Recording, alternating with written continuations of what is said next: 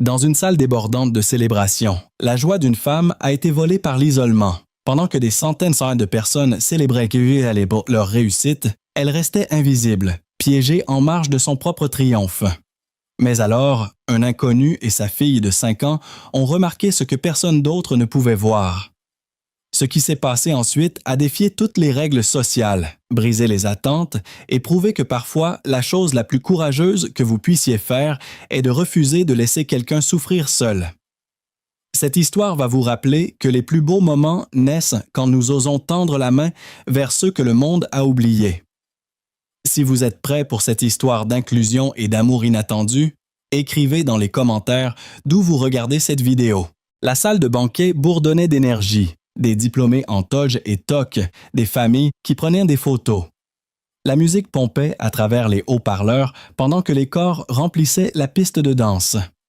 Des ballons se balançaient contre le plafond. Les rires résonnaient sur les murs. Et partout où Thomas Dubois regardait, les gens célébraient, sauf elle. Thomas se tenait près de la table des desserts, regardant à demi sa fille Zoé démolir un cookie aux pépites de chocolat, quand ses yeux se posèrent sur la jeune femme assise seule à une table près du bord de la salle. Elle portait une robe de diplômée par-dessus son fauteuil roulant. Mais c'est son expression qui l'arrêta net. La façon dont elle regardait la danse avec un sourire qui n'atteignait pas tout à fait ses yeux. La façon prudente dont elle se tenait, comme quelqu'un qui essayait très fort d'aller bien. Autour d'elle, la célébration rugissait. Des groupes de diplômés dansaient devant sa table, leur rire brillant et insouciant. Une fille lui fit signe, un geste amical rapide, et la femme fit signe en retour avec un enthousiasme qui semblait forcé. Puis le groupe continua, absorbé de nouveau dans le chaos de joie, et elle était seule à nouveau. « Papa, pourquoi cette dame est assise toute seule? » La voix de Zoé trancha ses pensées. Elle s'était arrêtée à mi-bouchée, des miettes de cookies sur sa robe rose à papillons, ses yeux fixés sur la femme. « Tout le monde danse et est heureux. Pourquoi pas elle? »« Je ne sais pas, ma chérie, » dit Thomas tranquillement. « C'est triste, » déclara Zoé avec la certitude absolue de l'enfance. « Personne ne devrait être triste à sa propre fête. C'est juste mal. » Elle avait raison. Quelque chose à ce sujet semblait fondamentalement mal. Cette femme célébrant seule pendant que le monde dansait autour d'elle. Thomas était venu à cette remise des diplômes comme une faveur. Son patron, M. Silas, l'avait invité à la cérémonie de sa nièce. Et après tout ce que l'homme avait fait pour lui, Thomas ne pouvait pas dire non. Silas était quelque part de l'autre côté de la salle maintenant, emporté dans les photos de famille et les félicitations. Thomas avait prévu de rester 1 heure, peut-être 2, laisser Zoé manger du gâteau, puis rentrer à la maison silencieuse qui semblait toujours un peu trop vide. Mais maintenant, regardant cette étrangère assise seule à sa propre célébration, quelque chose bougea dans sa poitrine. « Viens, » dit-il à Zoé, prenant sa main.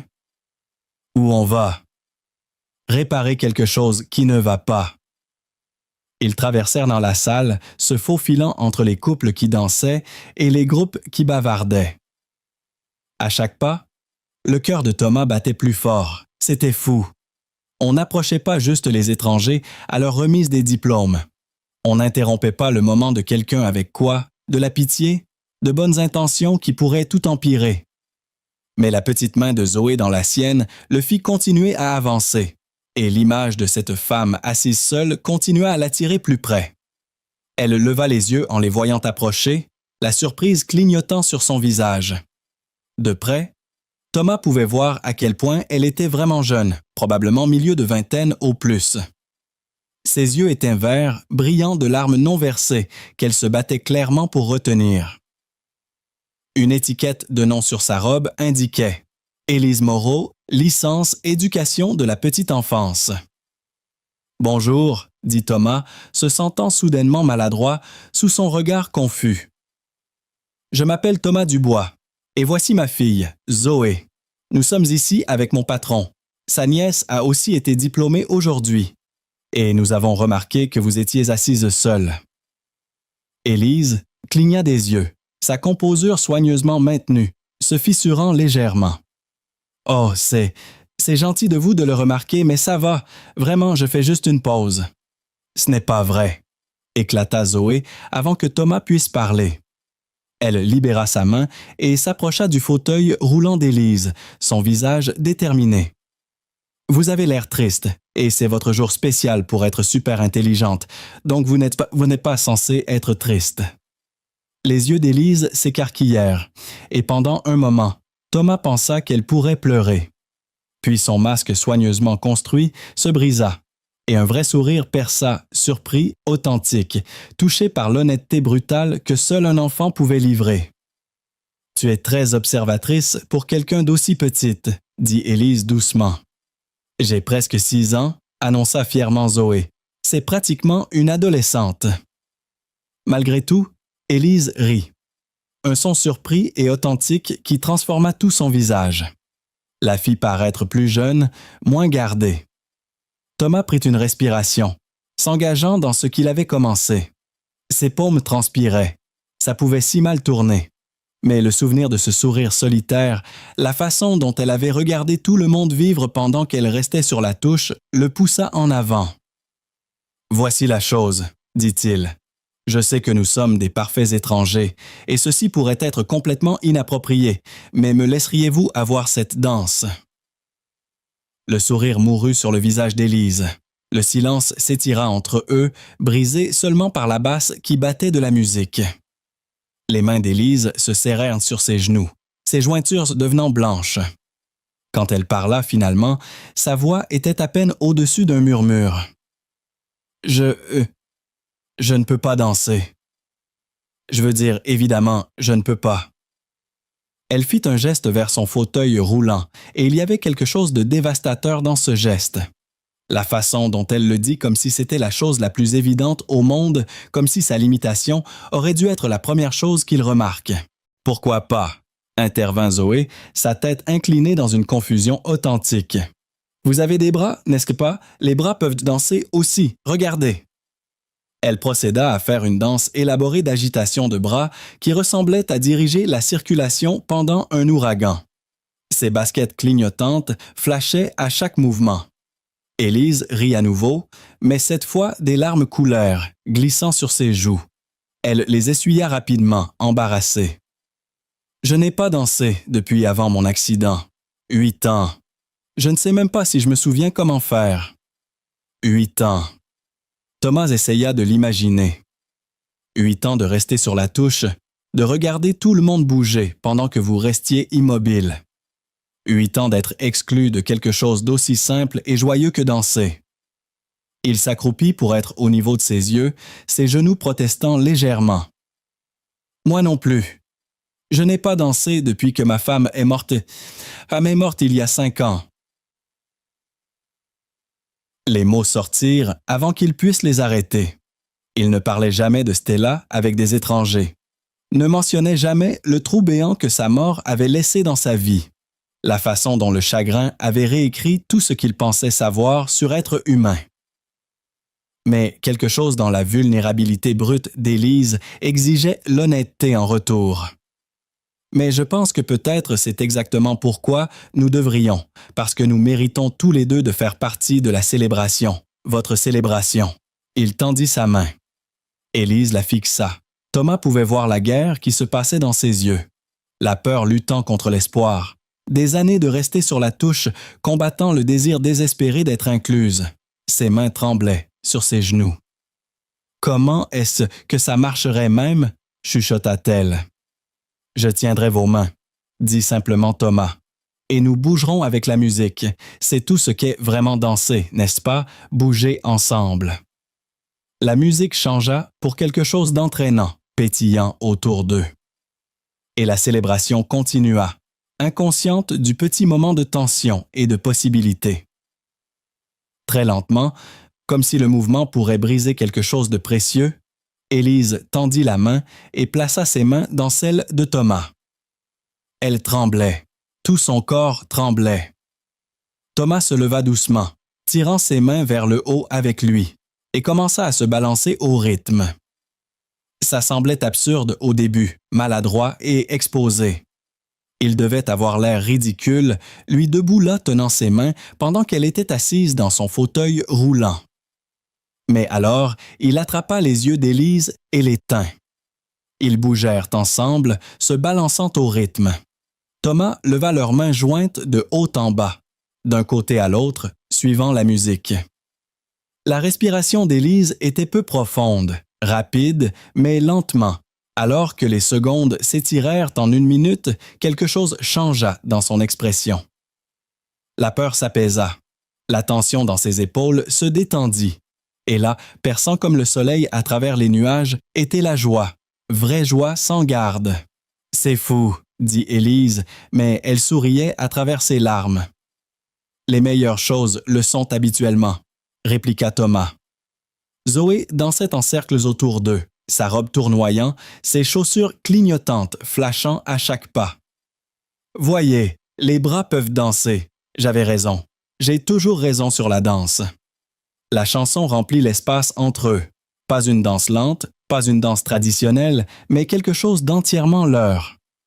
Quelques personnes aux tables voisines remarquèrent, Thomas les vit pointer, sourire. Un couple se leva pour rejoindre la piste de danse, comme si être témoin de ce moment leur avait rappelé pourquoi ils étaient là. Un groupe de diplômés s'approcha, et une d'entre elles, une fille aux cheveux blonds et au sourire brillant, cria « Vas-y, Élise, tu es magnifique !» Élise rayonna vers elle, authentiquement cette fois, et cria en retour « Merci !» La chanson changea pour quelque chose de plus lent, plus doux. Thomas ajusta leurs mouvements, se balançant plus doucement. Les mains d'Élise avaient arrêté de trembler. Elle le regardait avec une expression qu'il ne pouvait pas tout à fait lire.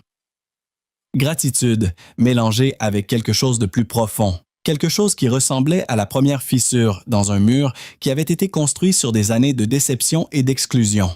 « Merci », dit-elle tranquillement, sa voix épaisse d'émotion. « Vous n'avez aucune idée de ce que ceci signifie. J'ai passé 8 ans à regarder tout le monde vivre pendant que j'existais juste sur les bords. J'avais oublié ce que ça faisait de faire partie des choses. » Thomas pensa aux 5 dernières années de sa propre vie.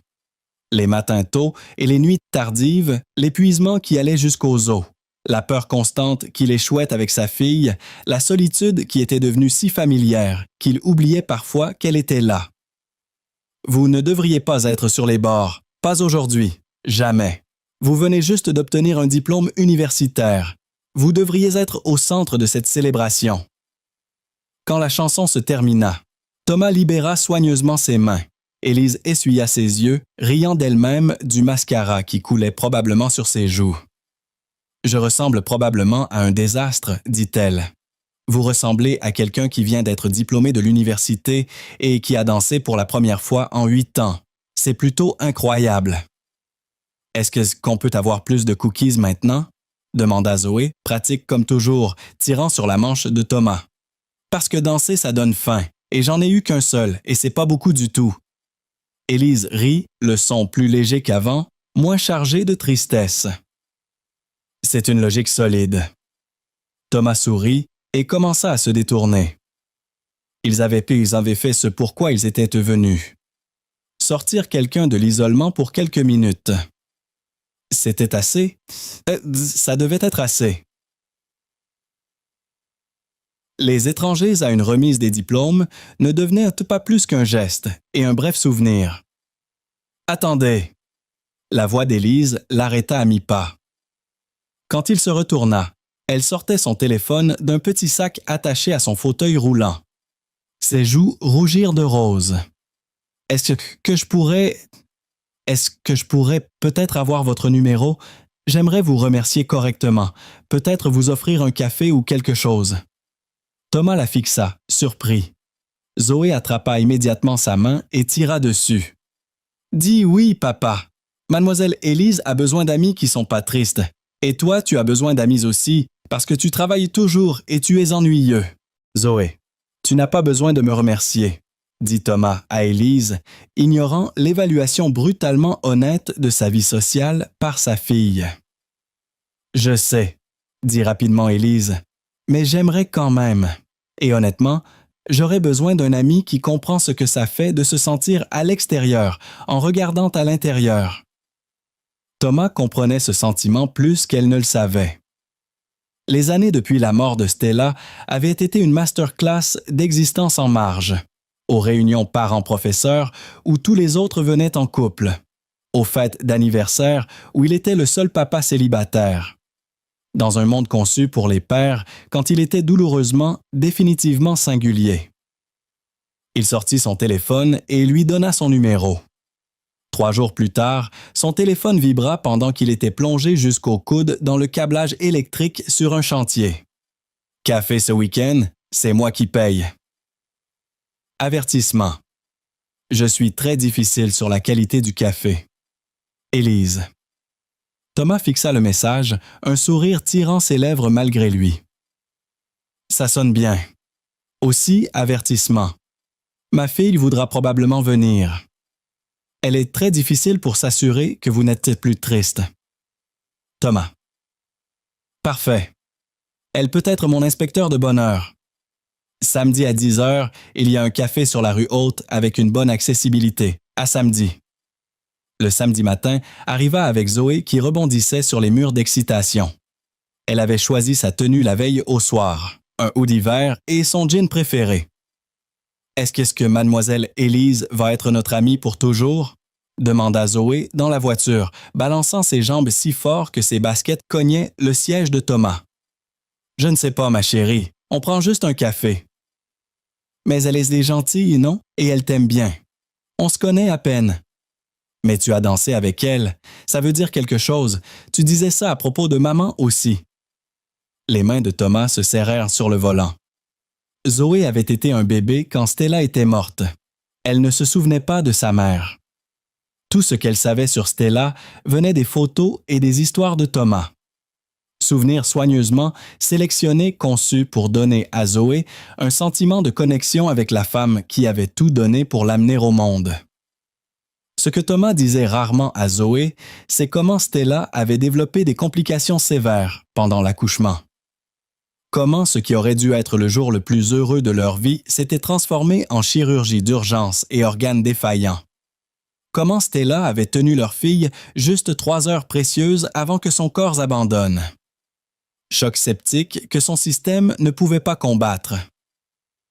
Thomas se souvenait de très peu de ces jours, sauf du poids de sa fille nouveau-née dans ses bras et du silence impossible qui avait suivi. La façon dont les infirmières l'avaient regardé avec pitié et peur, se demandant comment ce jeune père survivrait. Le moment où il avait réalisé qu'il était complètement seul avec un bébé qui dépendait de lui pour tout. Il l'avait nommé Zoé, comme ils l'avaient planifié ensemble, un havre de paix dans la tempête. « Ouais, » dit Thomas tranquillement, repoussant les souvenirs là où ils appartenaient. « Danser signifie que tu fais confiance à quelqu'un. » Le café était exactement comme Élise l'avait décrit, accessible, cosy, avec une bonne lumière naturelle et l'odeur de café frais. Élise était déjà là quand ils arrivèrent, assise à une table près de la fenêtre avec une tasse devant elle. Elle portait un jean et un pull pêche doux qui faisaient paraître ses yeux encore plus brillants. « Mademoiselle Élise !» Zoé courut avant que Thomas puisse l'arrêter, manquant de peu de heurter une chaise dans son enthousiasme. « Nous sommes là pour le café. » « Bon, moi je prends du chocolat chaud parce que le café c'est trop épicé pour les enfants, mais papa dit que c'est quand même du café. » Élise rit, attrapant l'excitation de Zoé. « Le chocolat chaud c'est définitivement du café, peut-être même mieux. » Ils commandèrent café pour les adultes, chocolat chaud avec chantilly pour Zoé, et s'installèrent. Ce que Thomas pensait pourrait être une demi-heure maladroite de conversation polie se transforma en quelque chose d'entièrement différent. « Alors, » dit Élise, en roulant ses mains autour de sa tasse, « parlez-moi de vous. Pas les trucs tristes encore. On peut arriver à ça. Parlez-moi de quelque chose qui vous rend heureux. » Thomas réfléchit un moment. Le rire de Zoé, le vrai, pas le poli qu'elle fait pour les autres. Quand quelque chose la ravit vraiment, elle a ce rire de tout le corps qui sonne comme de la joie pure. Comme quand j'ai vu l'écureuil vraiment gros au parc, intervint Zoé. Il était tellement gros, papa, comme s'il avait mangé une pizza entière. Élise sourit largement. Ça ressemble à un écureuil très gros. Qu'est-ce qui d'autre vous rend heureux, Thomas? Finir un travail électrique difficile et que tout marche parfaitement du premier coup.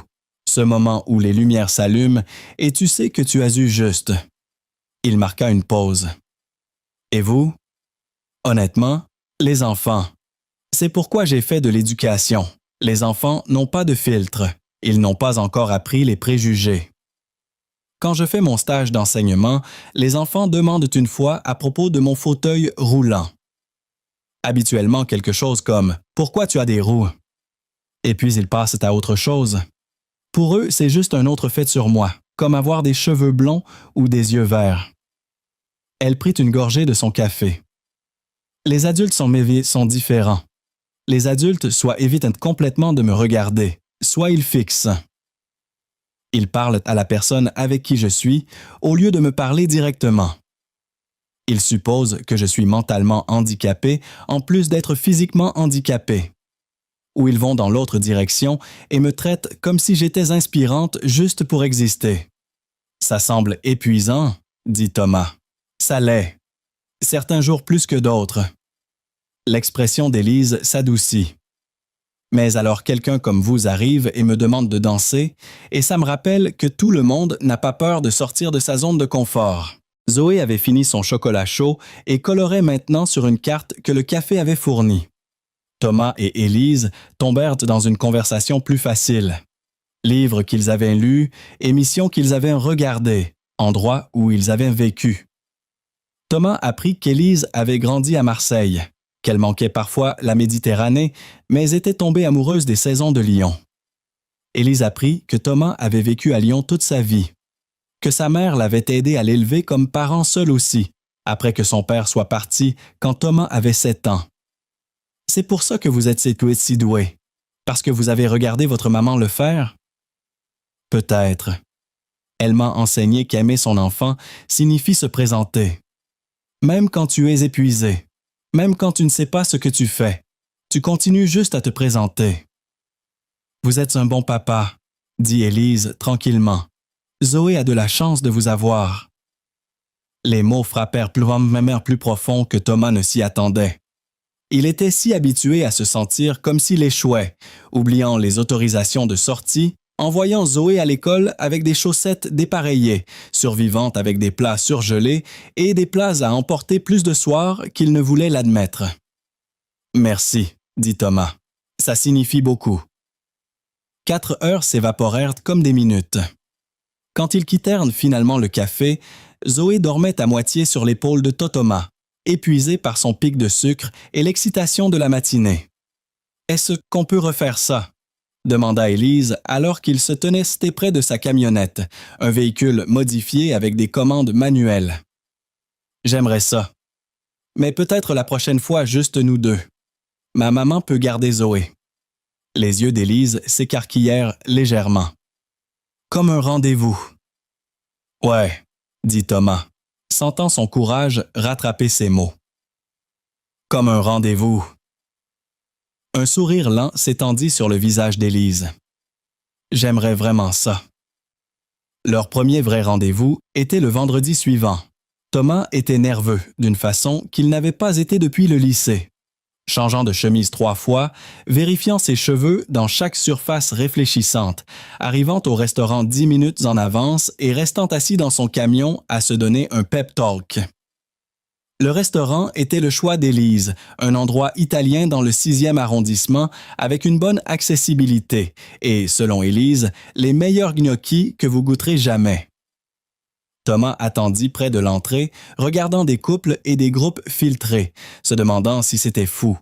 Ils se connaissaient à peine. Élise se sentait probablement juste obligée parce qu'il avait été gentil avec elle à la remise des diplômes.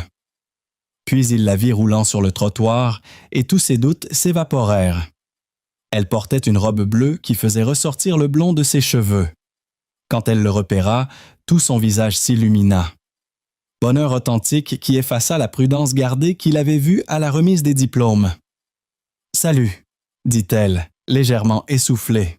« Salut », répliqua Thomas, se sentant soudainement sous-habillé dans son kaki et sa chemise boutonnée. « Vous êtes magnifique. » Vous vous êtes bien arrangés aussi.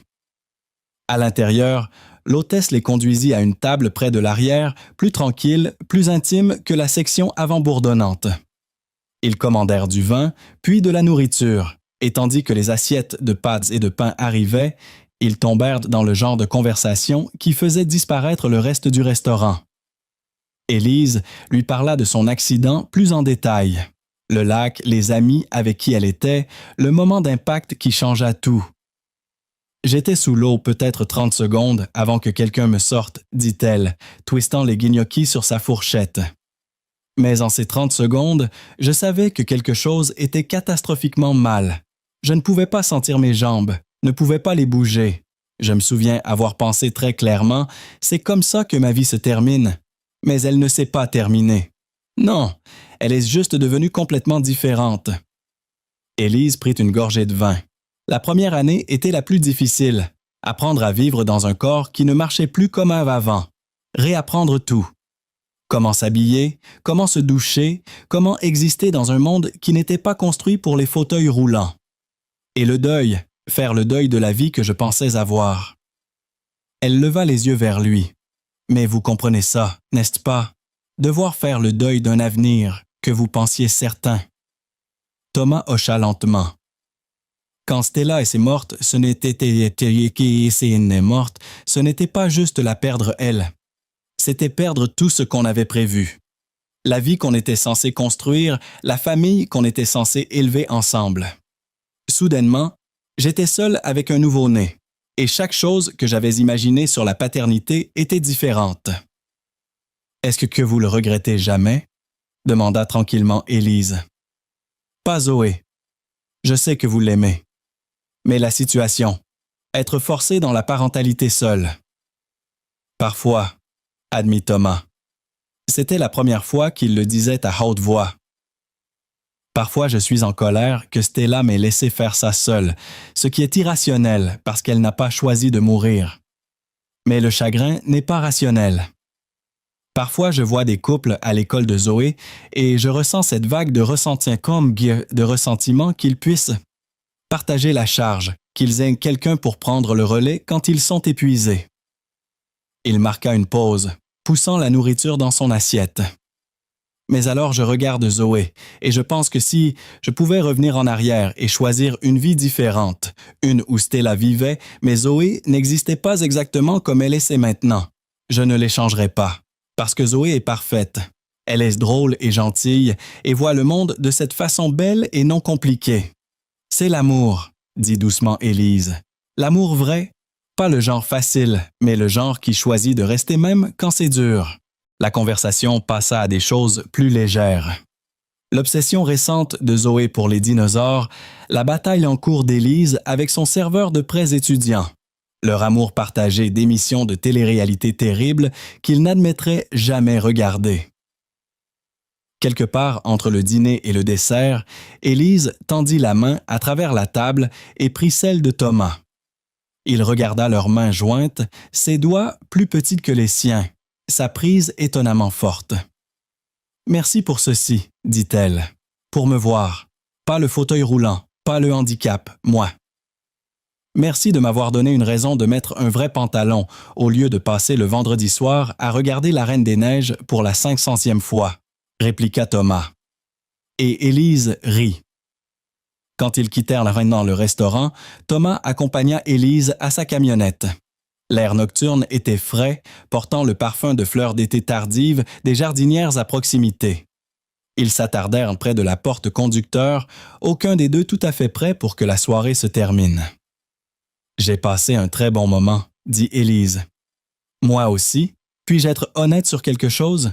S'il vous plaît. » Élise prit une respiration. « J'ai peur. Je vous aime vraiment beaucoup, Thomas, mais je suis terrifié qu'à un moment vous allez réaliser qu'être avec moi est trop compliqué, que la logistique de sortir avec quelqu'un avec un handicap est trop de travail, que vous rencontrerez quelqu'un de plus facile et réaliserez que vous n'avez pas besoin des complications que j'apporte. » Thomas s'accroupit pour qu'il soit au même niveau, la même position qu'il avait prise à la remise des diplômes. « Puis-je être honnête aussi, hein? » Elle hocha la tête.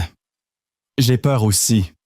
J'ai peur d'être trop cassé, trop endommagé par le chagrin pour être un bon partenaire. J'ai peur que Zoé vous fasse fuir, parce que sortir avec un papa célibataire signifie que vous n'avez pas juste moi, vous avez ma fille aussi. J'ai peur de vous échouer comme j'ai parfois l'impression d'avoir échoué à Stella en ne la sauvant pas. » Il prit ses mains. « Mais voici ce que je sais. Je ne me suis pas senti aussi vivant, aussi plein d'espoir en 5 ans. Vous me donnez envie d'être plus courageux. Vous me faites penser que peut-être j'ai droit à plus que juste la survie. Alors, ouais, j'ai peur, mais je veux essayer quand même. » Les yeux d'Élise brillaient de larmes. « D'accord, soyons effrayés ensemble. » Thomas l'embrassa alors, doux et certain sous les lampadaires. Quand ils se séparèrent, ils souriaient tous les deux. Un rendez-vous café devint 2 vrais rendez-vous, puis 3. Ils allèrent à un jardin botanique où Zoé pouvait courir à travers les sentiers pendant que Thomas et Élise parlaient. Ils allèrent sur un sentier de randonnée accessible qui serpentait à travers des bois peints de couleurs d'automne. Élise vint à la pièce de l'école maternelle de Zoé et applaudit plus fort que quiconque quand Zoé oublia ses répliques et commença à parler de l'écureuil gros à la place. L'été se fana en automne. Élise commença son travail comme aide-enseignante, rentrant avec des histoires sur les enfants qui faisaient en rire Thomas jusqu'à ce que son estomac lui fasse mal. Le travail de Thomas restait exigeant, mais Élise commença à les rejoindre pour le dîner plusieurs soirs par semaine, apparaissant avec des courses et une détermination d'apprendre à Thomas comment cuisiner quelque chose de plus aventureux que des macaronis au fromage. « Mademoiselle Élise, est-ce ce que vous aimez, mon papa? » demanda Zoé un après-midi au terrain de jeu, sa franchise prenant les 2 adultes au dépourvu. Ils avaient été assis sur un banc, à la regarder se balancer quand elle sauta et marcha avec détermination. « Parce que je pense qu'il vous aime bien. » Il sourit tout drôle quand vous lui envoyez des textos.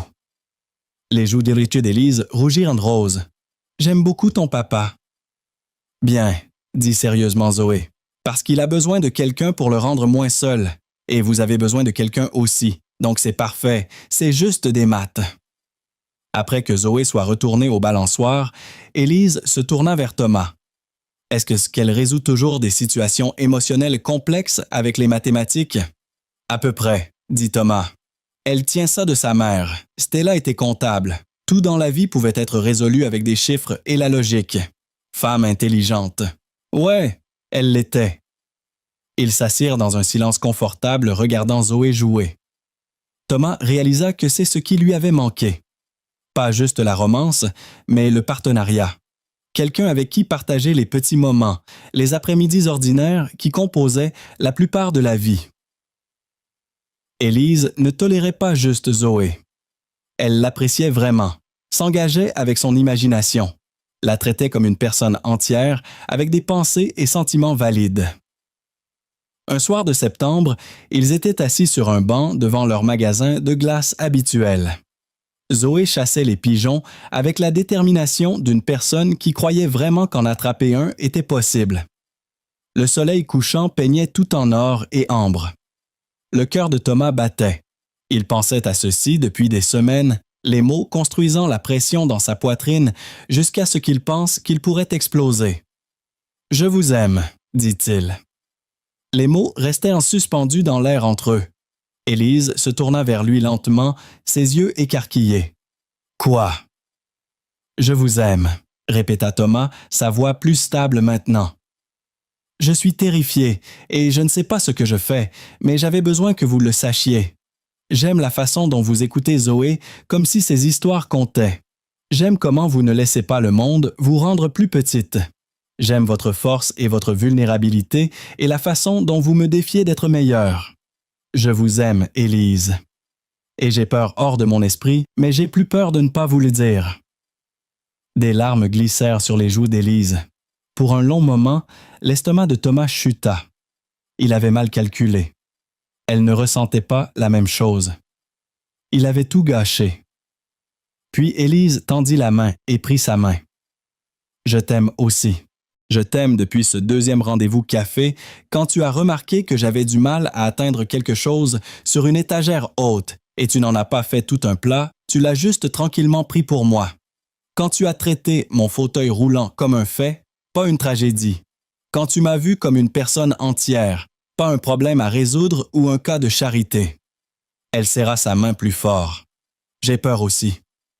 J'ai peur que tu te réveilles un jour et réalises pas qu'être avec quelqu'un comme moi est trop dur, trop compliqué. J'ai peur de ne pas pouvoir être ce dont Zoé a besoin. J'ai peur de vous échouer tous les deux. Tu ne pourrais jamais nous échouer, dit Thomas férocement. Tu fais déjà partie de nos vies. Zoé t'adore. Il avala difficilement. Je pensais que je ne ressentirais plus jamais comme ça. Après la mort de Stella, je pensais que cette partie de ma vie était finie, que j'avais eu ma chance à l'amour et l'avais perdue, et je devais juste me concentrer sur être le meilleur père possible. Et tu l'es? Tu es un père incroyable. Mais je ne veux pas juste être un père. Je veux être ton partenaire. Je veux construire une vie avec toi. Je veux que Zoé grandisse en voyant à quoi ressemble l'amour vrai. Imparfait et effrayant, et absolument en vaut la peine. Élise pleurait complètement maintenant. Peut-être qu'être effrayés ensemble est mieux qu'être seuls séparément. Ouais, dit Thomas doucement. Peut-être que ça l'est. Il se pencha et l'embrassa, doux et certain. Le cri ravi de Zoé les sépara. Elle les avait apparemment regardés tout le temps. « Je le savais !»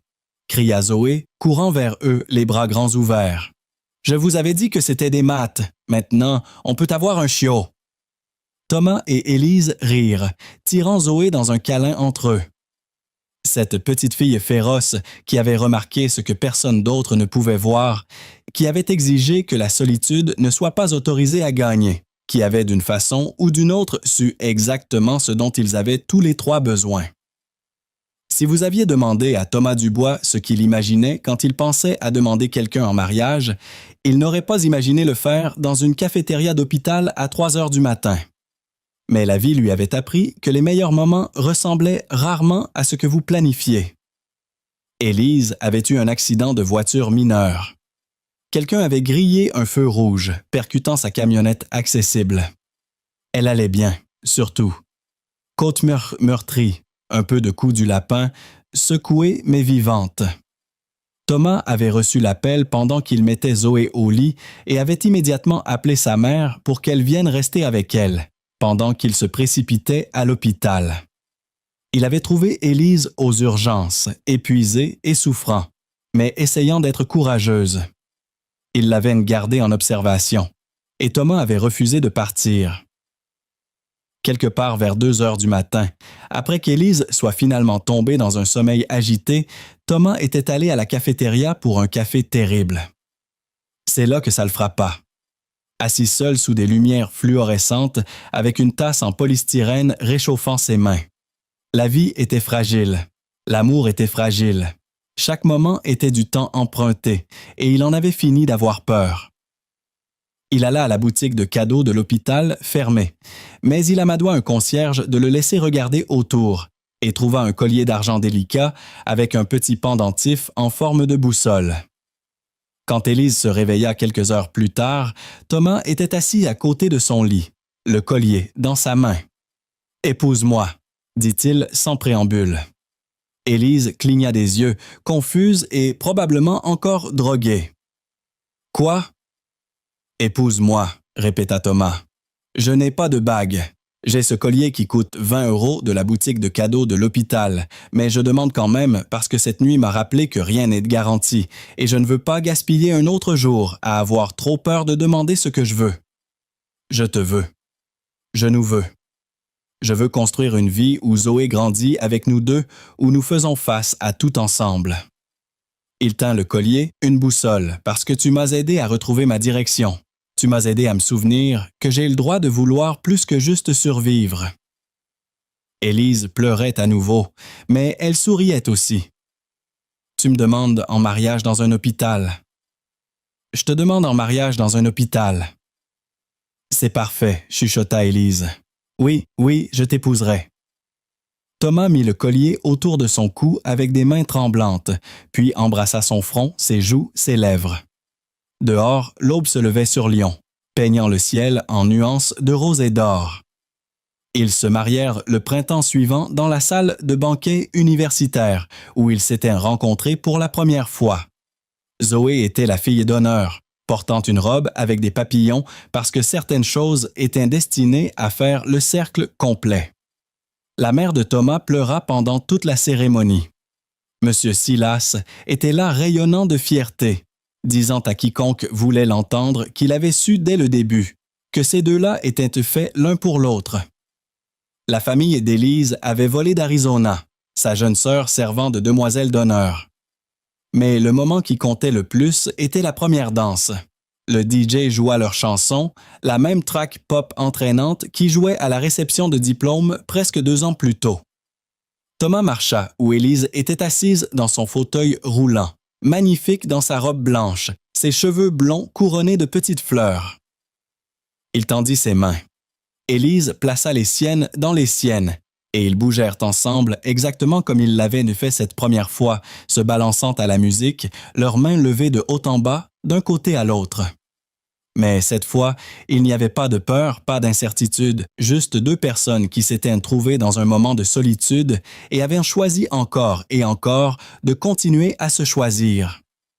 Zoé dansait en cercles autour d'eux, sa robe papillon tournoyant, ses chaussures lumineuses clignotant. Toute la salle regardait maintenant, mais Thomas le remarquait à peine. Son monde entier s'était rétréci à la femme devant lui. La joie rayonnant de son visage, l'avenir s'étirant devant eux comme une route ouverte. « Je t'aime, dit Élise, sa voix portant par-dessus la musique. « Je t'aime aussi, répliqua Thomas. Merci pour cette danse. Merci de l'avoir demandé. » L'histoire d'Élise et Thomas nous rappelle que les plus beaux moments de la vie arrivent quand nous avons le courage de remarquer ceux que le monde a oubliés. Ce qui a commencé comme une simple question d'enfant, pourquoi cette dame est-elle seule, s'est transformé en une leçon puissante sur l'inclusion, la compassion et l'amour inconditionnel. Zoé nous enseigne que parfois, les plus grandes sagesses viennent des cœurs les plus purs, ceux qui voient au-delà des différences vers l'humanité commune. Cette histoire prouve que les vraies danses de la vie ne nécessitent pas de pas parfaits ou de formes traditionnelles. Elles nécessitent juste 2 personnes assez courageuses pour se tendre la main et refuser que quelqu'un célèbre seul. N'oubliez pas de liker cette histoire si elle vous a touché et dites-nous dans les commentaires. Avez-vous déjà tendu la main à quelqu'un qui se sentait exclu? Abonnez-vous pour plus d'histoires qui célèbrent l'inclusion et l'amour authentique.